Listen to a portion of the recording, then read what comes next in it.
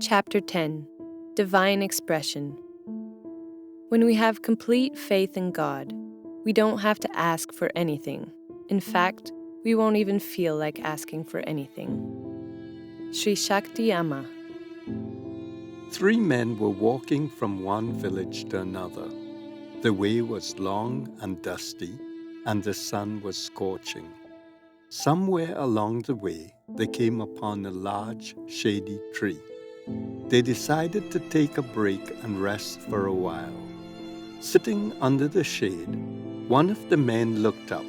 He saw a ripe fruit hanging from one of the branches. "Look, there is a fruit.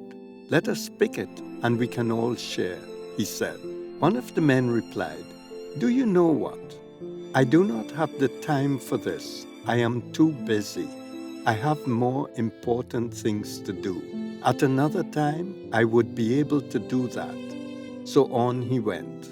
The second man said to the remaining man, "I will climb the tree and pick the fruit so we both can share." He started up the tree and was getting closer to the fruit when he realized that the branch would break if he climbed any further.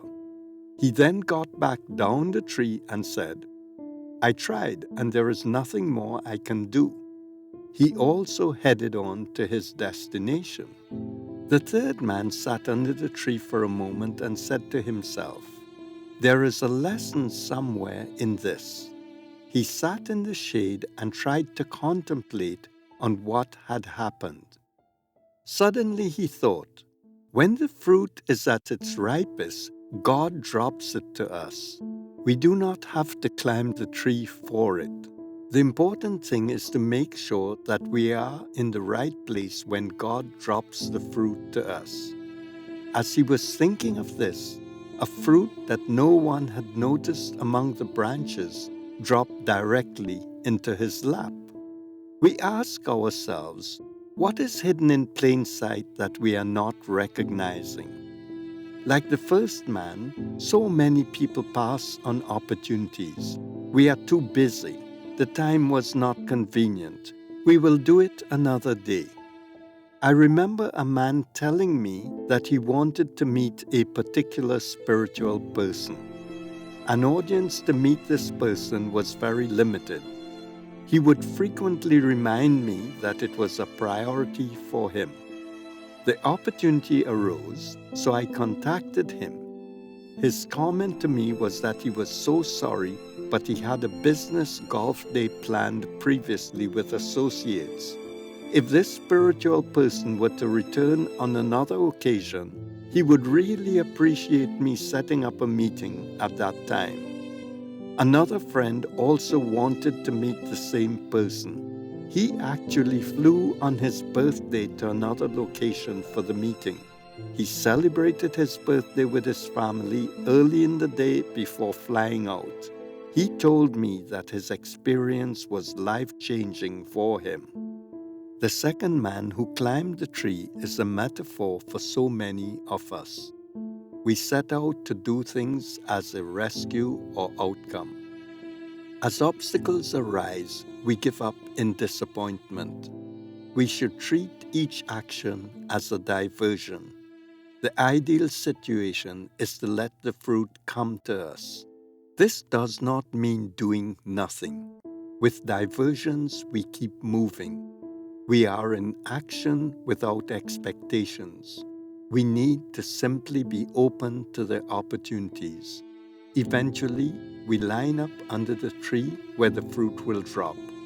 What is remarkable is that on occasion, the best result is not what we were aiming for, but one that comes out of the blue and is exactly the right one at that moment. I use this analogy often.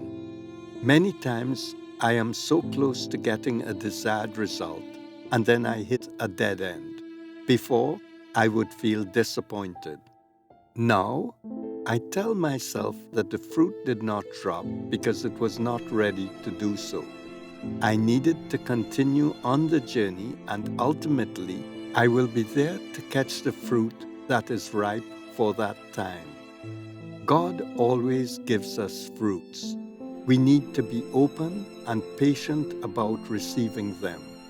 It is also important to realize that the fruit that drops may not be for us.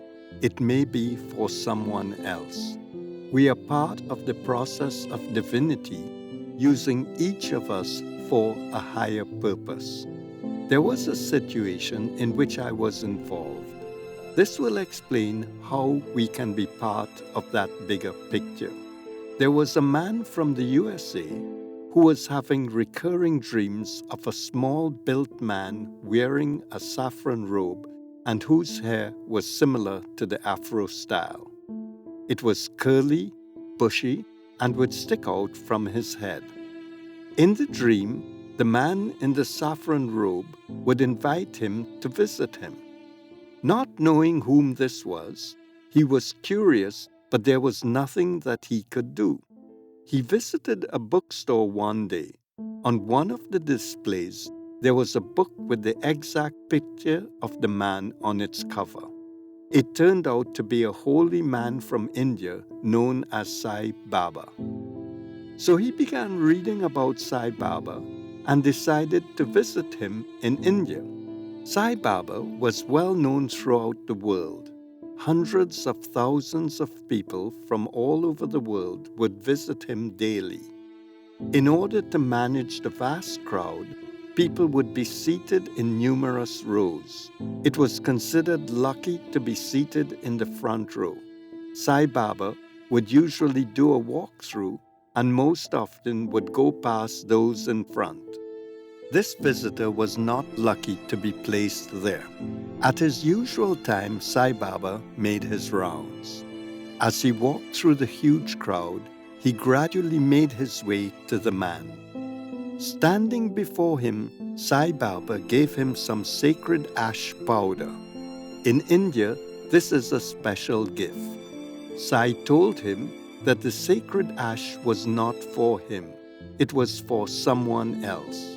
He would, however, know who to give it to when the time was right. The next stop for this man and his wife was Nepal. They stayed at a monastery headed by a famous Buddhist monk called Trungur Rinpoche. A dear friend, Lyle, told me the story I have been recounting to you. Lyle went to Myanmar and had taken the vows of a Buddhist monk. His teacher advised him to spend some time with Trungur Rinpoche. The first night he had arrived there was a knock on his door in the early morning. It was the man who had visited Sai Baba. He told Lyle that when he saw him at supper, something told him that this was the person he was supposed to give the gift of the holy ash. He began second-guessing himself and was having doubts. As he was sleeping that night, a man appeared to him in his dream and said that he was supposed to give the ash to Lyle. Since he and his wife were leaving early that morning to go on a trek, he needed to give it to Lyle immediately. Lyle told me that as soon as he heard the story and received the gift, he knew that it was not for him, it was for me. When he returned to Kandar, he visited and told me the story. He gave me the sacred ash.